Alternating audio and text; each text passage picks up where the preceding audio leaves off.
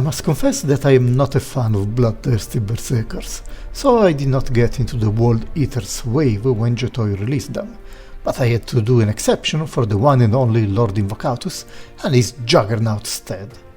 It is a big box from the outside and quite a heavy one too.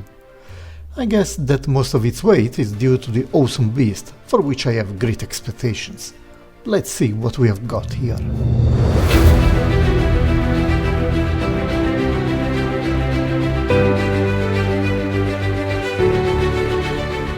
Let's skip the boring part and immediately get to the content, which includes our lord and his infernal stead. Out of the box, the Juggernaut is less than impressive in his pose, but as soon as we straighten the legs, our infernal bull is more charismatic than ever. Let's start with the rider though, since this is my first World Eater ever and seems to have a great presence. Lots of typical chaos armor style with naked arms, and some new pauldrons for this kind of non-terminator power armors. And of course, he also has exposed abs, because showing off his gains is more important than protecting his internal vital organs, apparently. Red and gold look quite flat, to be honest, and seems to be a common trait for all World Eaters released so far. Overall, it is a nice hellish look. The pauldrons use the old straps method and are quite loose, with a tendency to slide to the sides, which is quite annoying. But their shape is very handy for lateral raises, where our lord is without any impediment, which is great compared to the past. Of course, you can turn the shoulders around the clock if you want, and there is not much to stop you, and this is valid for both arms, of course. The exhaust on the back may be a bit of impediment, but it is easy to bypass if you move the arms to the sides a bit. Then we have some heavily armored legs that have no issues in moving frontally and backward, and even to the sides given the absence of real blockers in the armor design. The knee joints are very nice, minimizing the ugly effect that we had with older figures. Glad to see that those times to be mostly gone. Nothing specific to add besides the fact that the head cannot be raised too much because of the fluid hair that gets stuck into the backpack. But our lord is not defined by this armor alone. He comes with a quite normal bolt pistol and this rather awesome chain axe that is worth of a bloodthirsty traitor that has done a pact with the ruinous powers. It is a nice painting, even if, again, some shading would have been welcome. Instead, the rather forgettable bolt pistol only has a qualifying point, which is the World Eaters logo for me. And finally, we get to the real star of the show, the Juggernaut, this awesome infernal bull-like creature that is walking around the Lord Invocatus on the battlefield in search of more blood and skulls, for you know his name. It is quite a big boy, much bigger than a Thunderwolf. We will have a comparison later. There are a lot of details in the sculpt, but the paint looks a bit of hit and misses. Again, a lot of flat gold parts, which are added to the big black areas. But we also have some nicely shaded iconography, as well as the more metallic parts that are always a great piece by JOYTOY. The chain armor bits around the limbs are solid pieces, molded in that shape, so you cannot modify it. The legs have some nice articulation points all around, so it is definitely possible for you to mimic some realistic poses. But of course you may need a stand or something to keep it in balance if you go for something extreme. Overall, we have got an awesome and huge beast that really steals the attention on the display.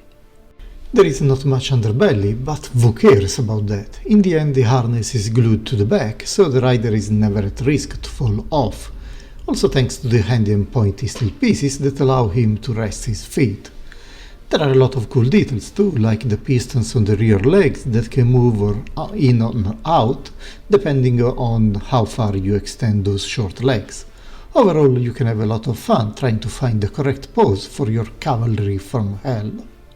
Let's go for a comparison showcase, starting from the good old Chaos Lord Kalos, who is a head shorter than the new Invocatus, but still wider. The ultramarines are also smaller, with their rather odd proportions, given today's standards, but we still love them. The Chaos Lord in Terminator armor is improving things a bit, but not enough to make our Invocatus worry about him. Same discussion for the only Chaos Havoc Marine that I have, but we can still assume that Invocatus to be on the hero scale. Moving to Brother Maganar, he also looks outclassed by our rider from Hell. Probably it is time to go back to school instead of going around the battlefield. Brother Kavult was a tall guy in the past, but this is not up to today's standards, but I like how the red matches. I think that these will be the soldiers for the Invocatus. Moving to the Loyalist field, Ragnar Blackmane also needs an upgrade, but he's still selling his skin dearly. And we need to bring the new 2.0 Terminators to re-establish proper hierarchy among our figures. Lieutenant Titus is also a bit taller than the Lord Invocatus, even if it is based on a completely new kind of figure engineering. All in all, I think that these Red Corsairs and Crimson Slaughter will be joining the Chaos Lord War Band led by our Invocatus. They match the colors and the style, even if they are not the same identical sub-factions. But we are talking about Chaos, so I think this is perfectly fine that these guys are amazed by the Lord Invocatus' charisma and join his ranks. But on feet, of course. And finally, it is time to set up a proper Horsemen of the Apocalypse display and lead our Cornet hordes to bring misery to an untold number of worlds. The position is quite stable. Once you find the right pose for your Invocatus, then it stays there, either seated on the harness or making use of those plastic pegs that are protruding from the body sides. The Juggernaut is quite stable also on even 3 hosts, but with less you will require some kind of a stand or play advanced balancing techniques. I wanted to make use of the bolt pistol in this display, but you can for sure aim to more aggressive stances. Among JOYTOY figures, the closer comparison I can think of is the Thunderwolf Cavalry. Our firstborn Space Wolves and his stead are a bit on the smaller sides when we put them side to side. You can make a case that the Chaos-powered beast and his rider will be larger and make the fight for the Son of Ras properly challenging. The Wolf of Fenris versus the Bull from Hell. Who is going to win? I have no clue, but they both look cool on their own. Yet the Juggernaut is much more massive compared to the Wolf, who looks quite tiny in comparison. The same we can say for the Rider, so we will need to wait for a proper challenger, if any, in the future. For now I think that Invocatus will rule supreme in my shelves, at least among the Chaos guys. I will also give it some touch-ups for the golden paint, who is too flat in my opinion. I don't think that I will get other World Eaters to accompany him. The older figures I already have will suffice in creating some evil retinue to follow him, and a proper diorama display will help too. We will see in the future. For sure, the main drawback for me is the price, which is quite high even compared to the size of the 2 figures included. I decided to get it only because I found a huge sale discount, otherwise I would have probably skipped it. And with some big regrets, now that I have got it in hands.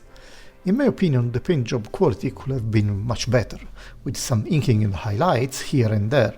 This is definitely a premium figure and would have deserved an adequate treatment. But the sculpt and engineering instead are great. This is a solid piece in any display shelves, and if you have the skills and tools you can definitely improve it by yourself. Anyway, I'm getting picky about the base figures. They are already very good, but I think that they could have been better. If you are a Chaos fanboy, then this is something you will want to consider. I strongly recommend it to a mass of lesser figures. Having said that, I wish you a nice rest of the day assembling your horde to ransack some base belonging to the Death Watch chapter.